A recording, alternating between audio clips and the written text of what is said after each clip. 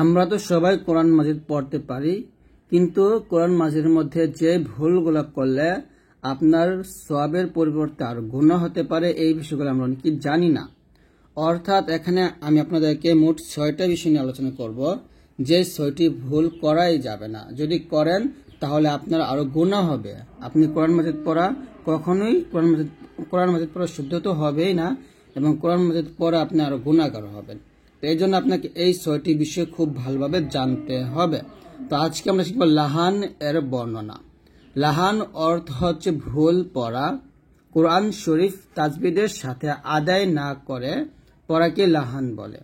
অর্থাৎ তাজবিদের নিয়ম অনুযায়ী যদি আপনি কোরআন মাজিদ না পড়েন, সেটাকে মূলত বলা হচ্ছে লাহান, মানে হচ্ছে ভুল।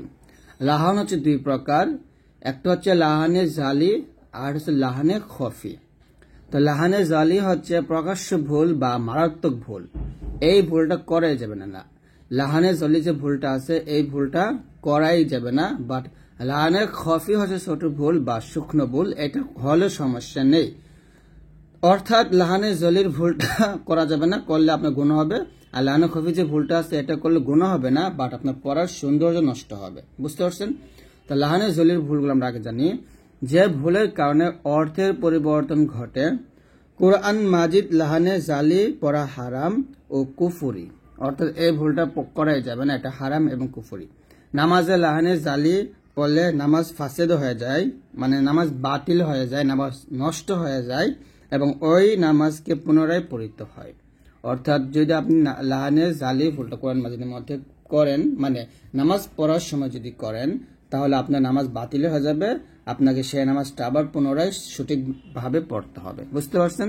তো আমরা লাহানে জালির যে 6 প্রকার ভুল, মারাত্মক 6টি ভুল, এই ভুলগুলা নিয়ে একটু বলি। এক হচ্ছে এক হরফি স্থলে অন্য হরফ পড়া।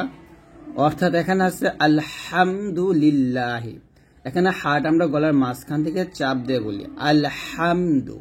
তো আপনি যদি এখানে আলহামদু না বলে আলহামদু বলেন, তাহলে এটা অনেক বড় একটা ভুল, এই ভুলটা করা যাবে না। আলহামদু অর্থ সকল প্রশংসা আল্লাহ তাআলার জন্য, আর কি পুরোটা অর্থ হবে আয়াতের। আর যদি আলহামদুর জায়গায় আলহামদু বলেন, তাহলে অর্থ হয়ে যাবে দুনিয়া যত আবর্জনা আছে, নোংরা, এগুলোর মালিক আল্লাহ, মানে এগুলো আল্লাহর জন্য, এরকম একটা অর্থ চলে আসে। নাউজুবিল্লাহ। এই জন্য আপনাকে এই বিষয়গুলো বুঝতে হবে। এখানে দেওয়া আছে দেখুন, অর্থ সমস্ত প্রশংসা আল্লাহর জন্য। এর স্থলে যদি এটা পড়েন আলহামদু, তাহলে হবে সমস্ত আবর্জনা আল্লাহর জন্য। দেখছেন কত বড় একটা অর্থ পরিবর্তন ঘটে। তারপরে হচ্ছে দেখুন কুল হুয়াল্লাহু, এখানে আছে কুল, কফ লাম পেশ কুল। এখানে কফের স্থলে যদি কুল বলেন, মানে কাফ পড়েন, এটা কিন্তু আমরা পড়ি, অনেকেই পড়ি। তো কফের জায়গায় কাফ পড়া যাবে না, হায়ের জায়গায় হা পড়া যাবে না। এটা হচ্ছে আলহামদু আর এটা হচ্ছে আলহামদু। এটা হচ্ছে কুল হুয়াল্লাহু, এটা হচ্ছে কুল হুয়াল্লাহ। তো কুল এটা হচ্ছে ভুল, সঠিক হচ্ছে কুল, কফতে বলতে হবে। তো কুল অর্থ হচ্ছে বলো মুহাম্মদ সাল্লাল্লাহু আলাইহি ওয়াসাল্লাম তিনি আল্লাহ। এর স্থলে যদি আমরা বলি কুল, তাহলে হবে খাও মুহাম্মদ সাল্লাল্লাহু আলাইহি ওয়াসাল্লাম তিনি আল্লাহ, মানে খাও হয়ে যাবে, বলার জায়গা হয়ে যাবে খাও। তো এরকম বিষয়, মানে একটু হাস্যকর অর্থ হয়ে যাবে, যা অপমানজনক। তবে সেই ভুলগুলো করা যাবে না। 2 নম্বর হচ্ছে এটা, তাহলে প্রথমটা হচ্ছে আমরা কি দেখলাম, যে এক হরফের স্থলে অন্য হরফ পড়া। অর্থাৎ এক হরফের জায়গায় আরেক হরফ পড়তে পারবেন না, হায়ের জায়গায় হা পড়তে পারবেন না, কফের জায়গায় কাফ পড়তে পারবেন না, তয়ের জায়গায় তা পড়তে পারবেন না, সদের জায়গায় সিন বা সিনের জায়গায় সদ, হামজার জায়গায় আইন বা আইনের জায়গায় হামজা, এই ভুলগুলা করা যাবে না। ঠিক আছে? 2 নম্বর ভুল।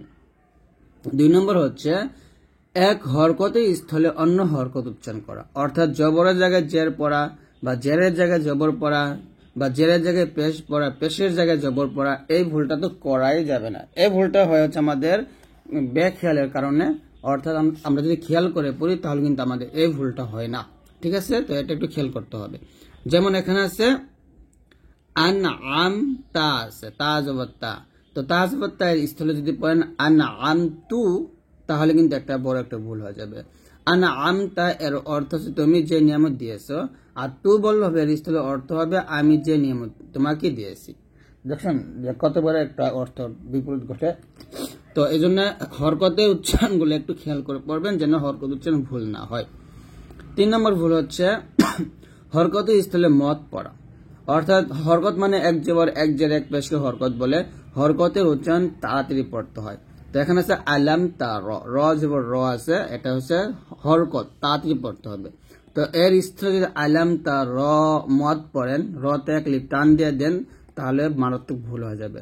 আলাম তা র এর অর্থ হবে তুমি কি দেখো নাই, আর স্থলে যদি আমরা বলি আলাম তা র তাহলে হবে তোমরা কি দেখো নাই। তো এরকম একটা অর্থ হয়ে যাবে, ঠিক আছে।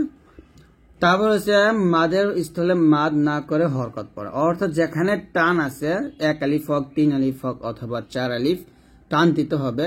টান না দিলেই আপনার ভুল হবে। তো টান না দিলে দেখুন কি হয়, যেমন লা ইলাহা ইল্লাল্লাহ, এখানে লাতে 3 আলিফ টান হবে। তো আমরা কি করি, 3 আলিফ টান না দিয়ে যদি বলি লা ইলাহা ইল্লাল্লাহ, লা ইলাহা পড়ি, লাতে টান না দিয়ে, তাহলে অর্থ হবে লা ইলাহা ইল্লাল্লাহ, এর অর্থ হচ্ছে আল্লাহ ছাড়া কোনো ইলাহ নেই। আর লা ইলাহা ইল্লাল্লাহ এর অর্থ হবে নিশ্চয় আল্লাহ ছাড়া আরো ইলাহ আছে। নাউজুবিল্লাহ। তা এখন বোঝাচ্ছে যে নিশ্চয়ই আল্লাহ ছাড়া আরো ইলাহ আছে। তো এই জন্য আপনাকে এগুলা খুব সতর্ক হয়ে পড়তে হবে, টানগুলাও।